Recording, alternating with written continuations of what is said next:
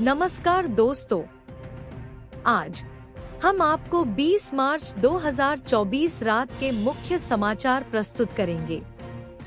कृपया नीचे कमेंट करके बताएं कि आप किस क्षेत्र से हिमाचल न्यूज सुन रहे हैं।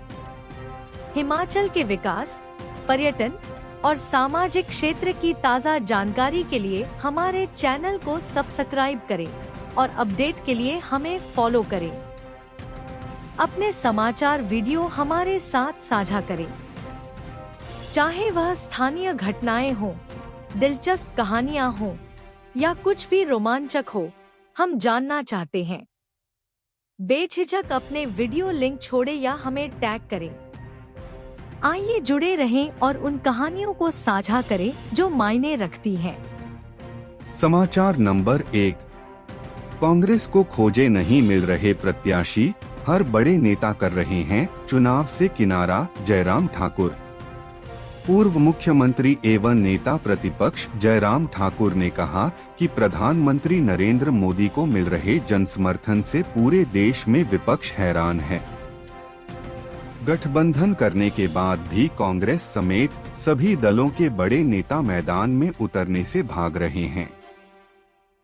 जो लोग वर्तमान में संसद के सदस्य हैं, वह भी इस बार के लोकसभा चुनाव में उतरने को तैयार नहीं दिख रहे हैं। कई दिग्गज नेता खुलेआम कोई न कोई बहाना बनाकर चुनाव लड़ने में अपनी असमर्थता जाहिर कर दी है।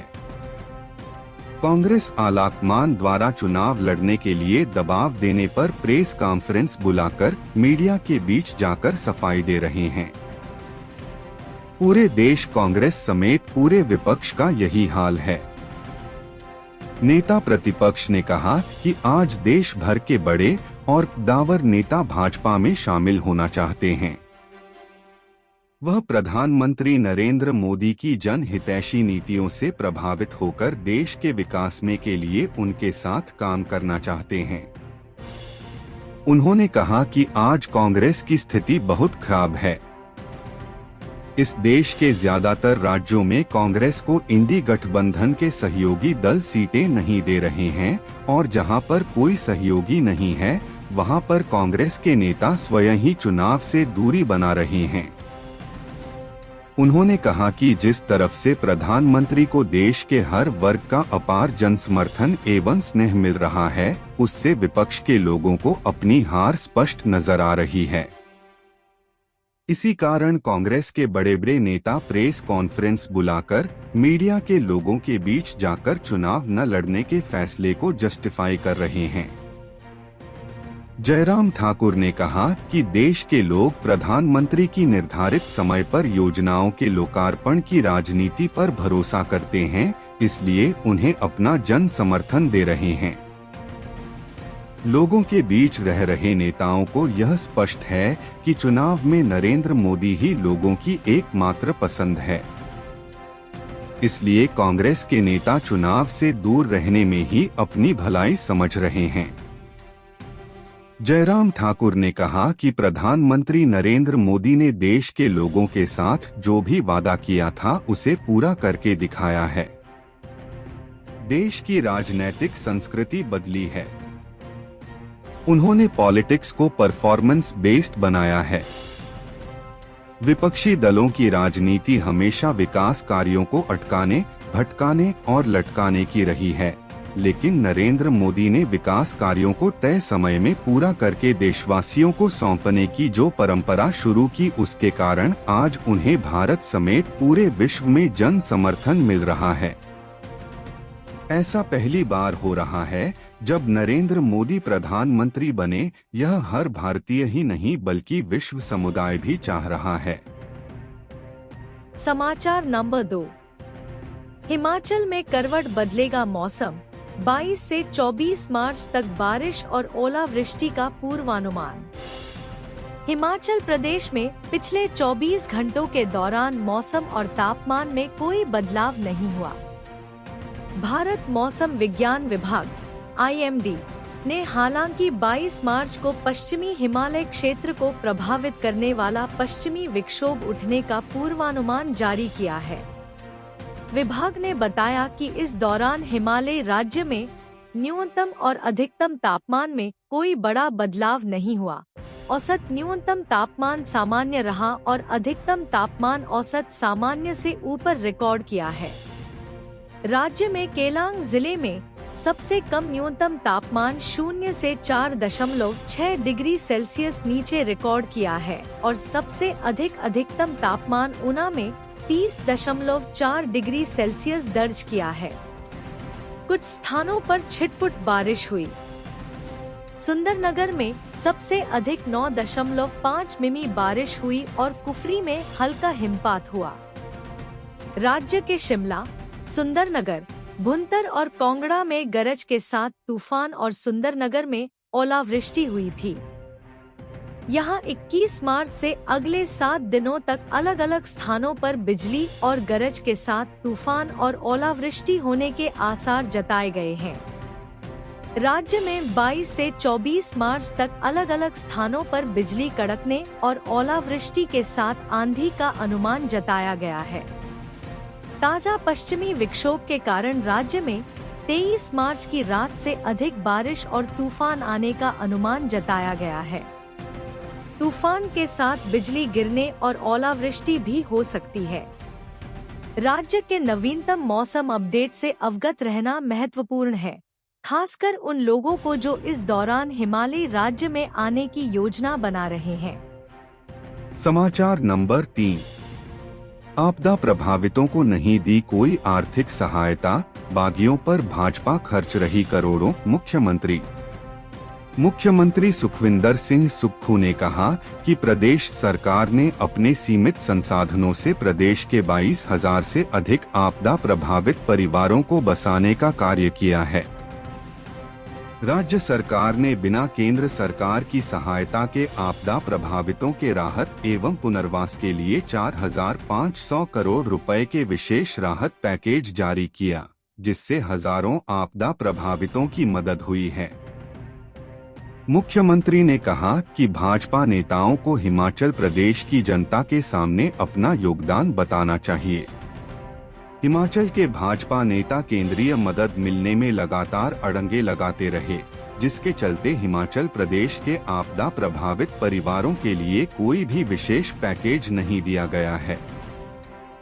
जबकि बागी विधायकों को हिमाचल प्रदेश से बाहर महंगे 5 स्टार होटलों में ठहराया जा रहा है, हेलीकॉप्टर और चार्टर्ड प्लेन की सैर कराई जा रही है तथा उनकी सुरक्षा पर भी भाजपा भारी भरकम पैसा खर्च रही है। सीएम सुक्खू ने कहा कि जब भी हिमाचल के हितों की बात आई, भाजपा नेताओं ने अपना हिमाचल विरोधी चेहरा दिखाया। प्रदेश की जनता अब भाजपा नेताओं से जवाब मांग रही है, लेकिन उनसे भाजपा से जवाब देते नहीं बन रहा है। उन्होंने कहा कि विधानसभा के मानसून सत्र के दौरान जब हिमाचल प्रदेश की आपदा को राष्ट्रीय आपदा घोषित करने व विशेष राहत पैकेज देने का प्रस्ताव प्रस्तुत किया गया, तो भाजपा नेता चर्चा के दौरान 3 दिन तक बड़ी बातें करते रहे, लेकिन जब वोटिंग की बारी आई तो हिमाचल प्रदेश के लोगों के साथ खड़े नहीं हुए। क्या ये लोग हिमाचल के हितैषी हो सकते हैं? उन्होंने कहा कि वर्तमान राज्य सरकार कभी किसी राजनीतिक लाभ की मंशा से काम नहीं करती, क्योंकि हमारे कर्म में मानवता और सेवाभाव सर्वोपरि है। यही वजह है कि हमने आपदा प्रभावितों की मदद करने के लिए नियमों में बदलाव कर दिया और 4,500 करोड़ रुपए का विशेष आर्थिक पैकेज प्रदान कर आपदा के दौरान पूर्व में प्रदान की जा रही सहायता राशि में अभूतपूर्व वृद्धि की। किसी भी प्राकृतिक आपदा के दौरान घोषित यह ऐतिहासिक राहत पैकेज है।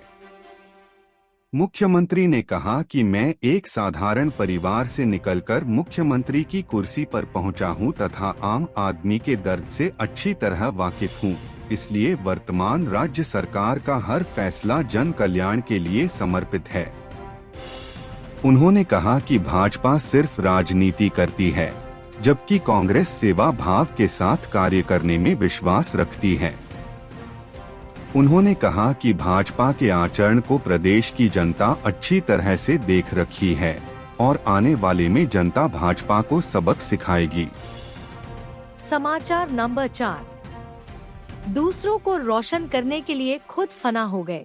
कितनी बार चेताया, पर जरा भी तरस न आया।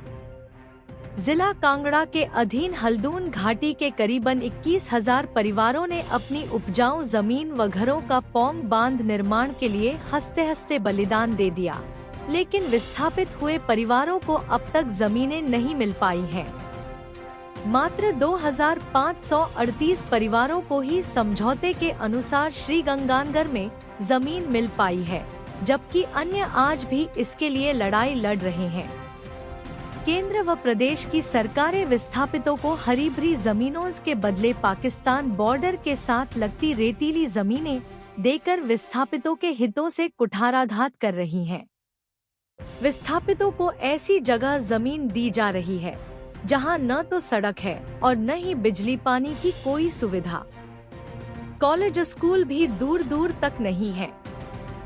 ऐसे में वहां पर जीवनयापन करना काफी मुश्किल है। पौंग बांध निर्माण के समय समझौता हुआ था कि विस्थापितों को श्रीगंगानगर में मूलभूत सुविधाओं से लैस जमीन दी जाएगी। विस्थापितों के लिए 2.20 लाख एकड़ जमीन भी उपलब्ध थी, लेकिन उस जमीन पर विस्थापितों को नहीं बसाया गया। वहां पर आज भी बाहुबली कब्जा करके बैठे हैं, जिनको राजस्थान सरकार हर मूलभूत सुविधा मुहैया करवा रही है। हाई पावर कमेटी भी इस जमीन को दिलवाने में नाकाम रही है। मौजूदा समय में विस्थापितों की संख्या 2 लाख से भी ज्यादा पहुंच चुकी है तथा इस बार विस्थापित लोकसभा चुनाव में भाजपा कांग्रेस से 2-2 हाथ करने को तैयार है। विस्थापितों ने चेताया है कि हमें दूर दराज रेतीली जमीन स्वीकार नहीं है तथा अगर सरकार ने विस्थापितों के प्रति रवैया न बदला तो लोस चुनाव का बहिष्कार किया जाएगा। चुनाव में लेंगे बदला। पौंग बांध विस्थापित समिति के प्रदेशाध्यक्ष हंसराज चौधरी ने कहा कि हिमाचल प्रदेश, राजस्थान व केंद्र की सरकारें रेतीली जमीन देकर विस्थापितों से अन्याय कर रही हैं तथा इसका बदला चुनाव में लिया जाएगा। उन्होंने कहा कि आज तक कोई भी सरकार विस्थापितों को उनका हक दिलवाने में आगे नहीं आई है। अब जैसलमेर में भूमि आवंटित करने का निर्णय भी विस्थापित समिति की सहमति बिना ही लिया गया है, जो कि हमें मान्य नहीं है। सांसद किशन कपूर के बोल। कांगड़ा चंबा के सांसद किशन कपूर ने कहा कि मैंने समय पर विस्थापितों की आवाज को उठाया है तथा इस मसले को सुलझाने व समाधान के निर्देश भी दिए हैं। उन्होंने कहा कि विस्थापितों को उनको हक मिलना चाहिए। राजस्थान सरकार को भेजी 15,663 फाइलें।